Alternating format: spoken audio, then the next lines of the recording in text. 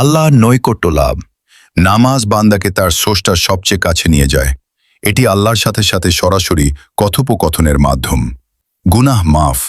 5 ওয়াক্ত নামাজ পড়ার মাধ্যমে মানুষের ছোটখাটো গুনাহগুলো ঝরে যায়, যেমন পানি ময়লা পরিষ্কার করে। মানসিক প্রশান্তি। সিজদা এবং মনোযোগের সাথে নামাজ পড়লে দুশ্চিন্তা ও মানসিক চাপ দূর হয়। অন্তরে এক বিশেষ প্রশান্তি অনুভূত হয়। অশ্লীল কাজ থেকে মুক্তি। কুরআন অনুযায়ী নিশ্চয়ই নামাজ মানুষকে অশ্লীল ও মন্দ কাজ থেকে বিরত রাখে। সূরা আনকাবুত 45। শৃঙ্খলার শিক্ষা।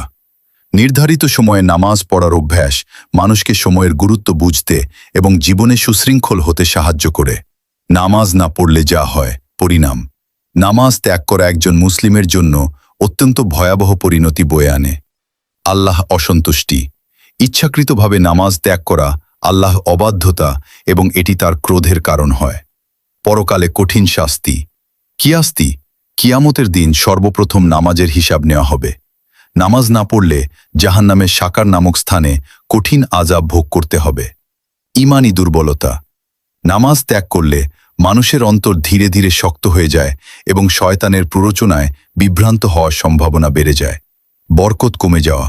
বেনামাজির জীবনে ও রিজিকে বরকত কমে যায় এবং দুনিয়াবি কাজে অনেক সময় অস্থিরতা বিরাজ করে।